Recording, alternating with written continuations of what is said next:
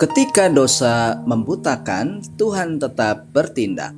Shalom saudaraku yang dikasihi Tuhan, firman Tuhan hari ini membawa kita pada gambaran dunia yang rusak sampai ke akar-akarnya karena dosa. Dosa tidak lagi disembunyikan, dosa tidak lagi ditakuti, bahkan dosa dipertontonkan tanpa rasa malu. Namun di tengah kegelapan yang pekat itu saudara, Tuhan belum berhenti untuk bekerja. Bacaan kita di hari ini mengajarkan kepada kita satu kebenaran penting. Ketika dosa membutakan manusia, Tuhan tetap bertindak untuk menegakkan kebenarannya. Mari kita baca Kejadian 19 ayat 1-11. Kedua malaikat itu tiba di Sodom pada waktu petang. Lot sedang duduk di pintu gerbang Sodom, dan ketika melihat mereka, bangunlah ia menyongsong mereka, lalu sujud dengan mukanya sampai ke tanah, serta berkata, "Tuan-tuan, silakan singgah ke rumah hambamu ini, bermalamlah di sini, dan basuhlah kakimu, maka besok pagi tuan-tuan boleh melanjutkan perjalanannya."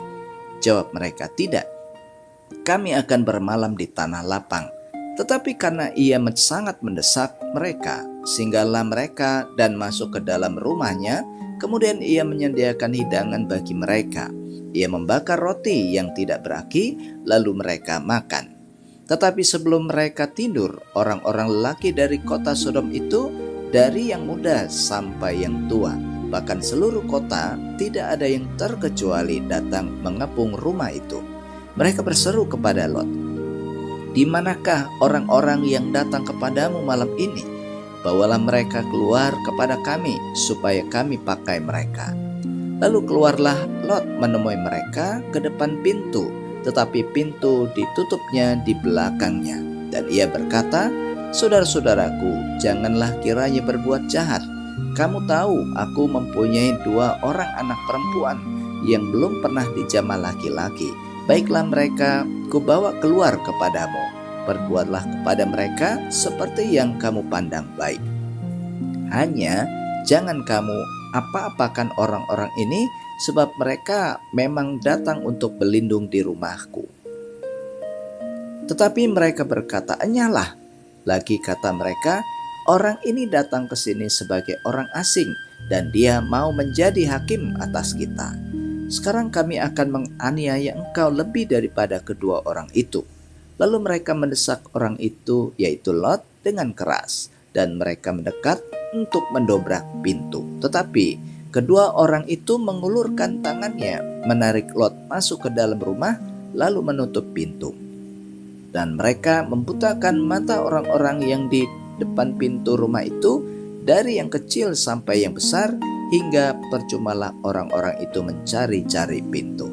Nah saudara, 3 kebenaran sejati yang kita renungkan di hari ini. Yang pertama, dosa yang dibiarkan akan menguasai seluruh kehidupan manusia di ayat 4-5. Orang-orang Sodom datang dari segala penjuru kota, baik tua maupun muda, tanpa rasa takut dan tanpa rasa malu. Hal ini menunjukkan bahwa dosa telah menjadi budaya dalam hidup mereka. Yang salah dianggap biasa, yang jahat dianggap hal yang wajar. Saudara, dosa yang dibiarkan itu akan terus berkembang dan akhirnya menguasai seluruh kehidupan manusia. Karena itu saudara, jangan pernah menunda pertobatan. Dosa apapun yang dibiarkan hari ini bisa menjadi belenggu besar di masa depan. Dan yang kedua, hidup di tengah lingkungan rusak melemahkan kepekaan rohani di ayat 6-8. Lot tahu apa yang terjadi itu adalah jahat. Memang ia berusaha melindungi tamunya. Namun keputusan yang Lot ambil itu menunjukkan bahwa nurani Lot sudah dipengaruhi oleh lingkungan Sodom yang jahat dan berdosa. Ia ingin menjaga kebenaran, tetapi caranya sudah tidak lagi benar. Ya, tinggal terlalu lama di lingkungan yang rusak dan berdosa seperti Lot, itu akan melemahkan kepekaan rohani kita. Karena itu tetaplah hidup benar, bukan hanya soal niat saja saudara, tetapi juga keberanian untuk menjaga batas dan tidak berkompromi dengan dosa. Dan yang ketiga, Tuhan turun tangan ketika kejahatan mencapai puncaknya di ayat 9-11. Ketika Lot tidak lagi berdaya, saudara, malaikat Tuhan menarik dia masuk dan menutup pintunya. Tuhan sendiri yang bertindak. Orang-orang Sodom dibuatnya menjadi buta. Namun ironisnya, saudara, dalam kebutaan itu pun mereka masih tetap terus mencari-cari pintu untuk dapat melakukan dosa. Ya, dosa itu membutakan manusia, tetapi kuasa Tuhan jauh lebih besar daripada dosa manusia. Puji Tuhan, saudara, keselamatan kita bukan karena kekuatan kita, melainkan karena anugerah yang diberikan oleh Tuhan melalui Yesus Kristus dalam hidup ini. Firman Tuhan hari ini mengingatkan kita bahwa dosa itu selalu membawa kehancuran. Lingkungan yang salah itu dapat merusak iman, dan Tuhan tetap setia melindungi orang yang mau berpaut kepadanya. Karena itu saudara renungkan dengan jujur, apakah ada dosa yang mulai saudara anggap biasa? Apakah saudara sedang berkompromi dengan dosa? Dan apakah saudara masih peka terhadap peringatan dari Tuhan?